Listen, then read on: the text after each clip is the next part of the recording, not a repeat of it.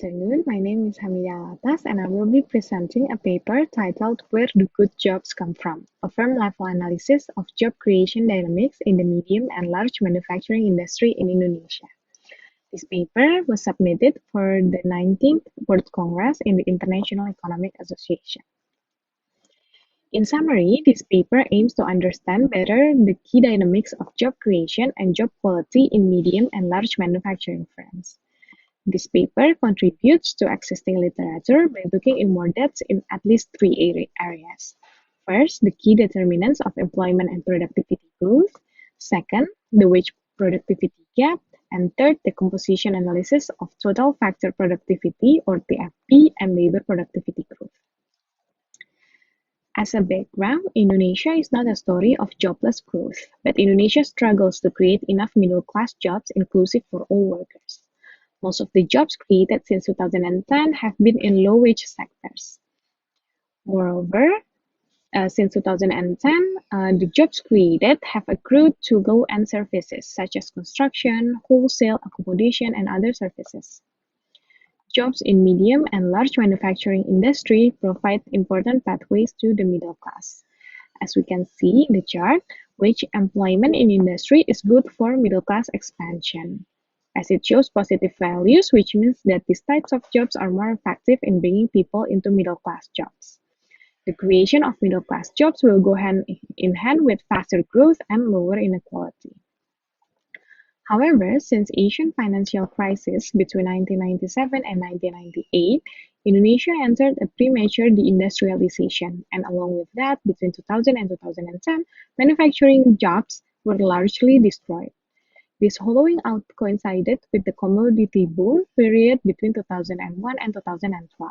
During this period, the industry scored negative net job creation.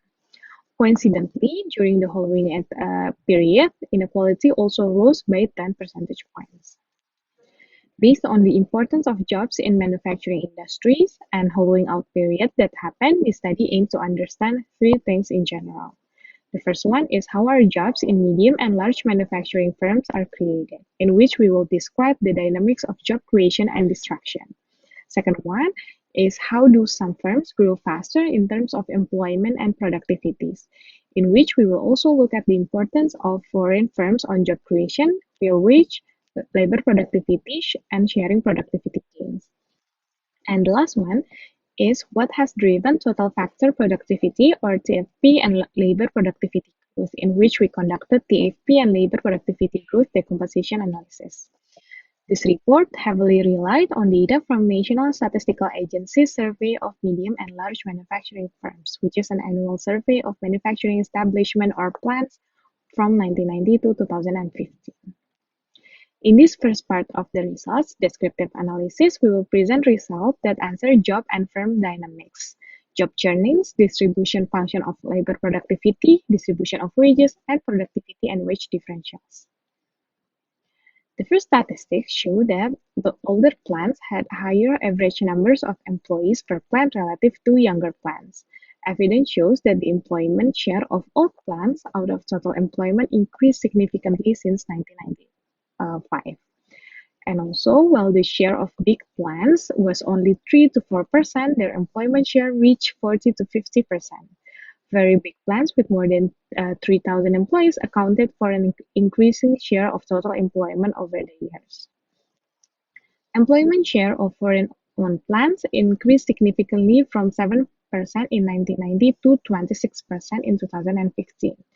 And also, immediately after Asian financial crisis, the share of state-owned enterprises in terms of the number of plants and employment also spiked because of the nationwide restructuring of the private sectors who were in the brink of collapses by the government.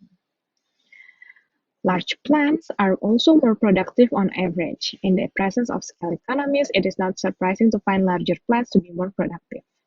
Labor productivity differences are also pronounced by ownership type, with foreign plants being more productive on average. As we can see on the right graph, the labor productivity distribution function graph is skewed towards higher levels of productivity, the most for foreign-owned plants.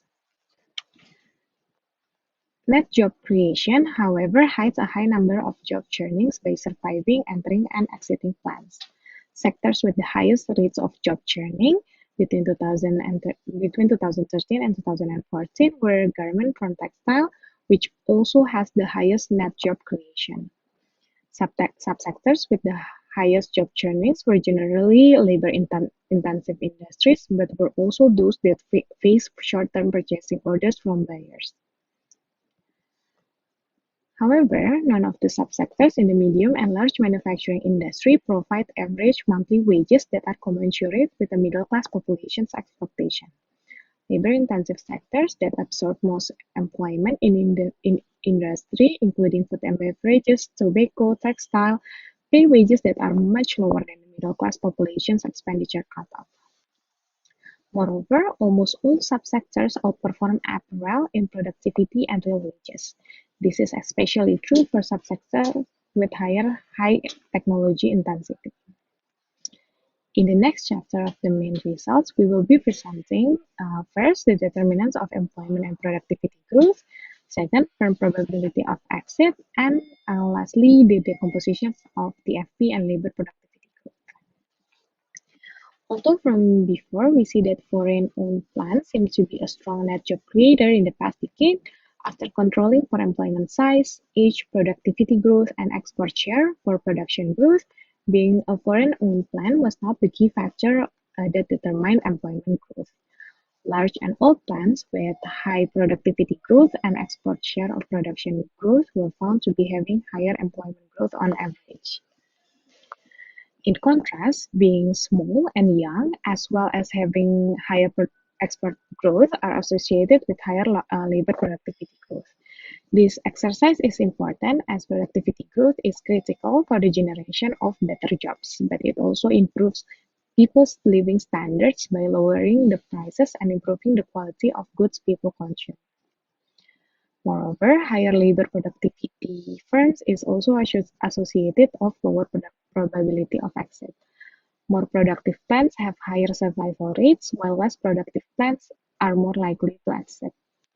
Controlling for other variables using the probit model, the probability of plant exiting decreases with size, age, and higher productivity. The fact that young plants have the highest value added and employment growth prospects, the high likelihood of young plants to exit has negative implications for job creation. Within Indonesian medium and large manufacturing industries, we also find that the real wage and real labor productivity trends track each other quite closely in the period of 1990 until 2015. More productive plants also pay higher real wages. Over time, plants that increases their productivity also increase real wages, with higher effects on private, domestic plants and lower effects on foreign plants. The last thing we looked at is the decomposition of total factor productivity growth. In this exercise, we found that between 2000 and 2015, TFP growth was mostly driven by the positive effect of entry, which means that entering plants had higher productivity than an average plant. And also, individual plants experiencing positive TFP growth on average, and the reallocation of labor from less to more productive plants contributed to the overall positive TFP growth. Their contribution was still very little. From all of the presented results that were previously discussed, there are at least three main findings of this paper. The first one is Indonesia's hollowing out decade in between 2000 and 2010 impaired jobs creation in the industry. Jobs in the industry were increasingly absorbed by very large and very old firms. Although new firms' entrance and young firms' survivals were key to the industry's dynamisms, as young firms had the highest growth of value added and employment. Foreign-dominated firms played an increasingly important role to labor productivity growth.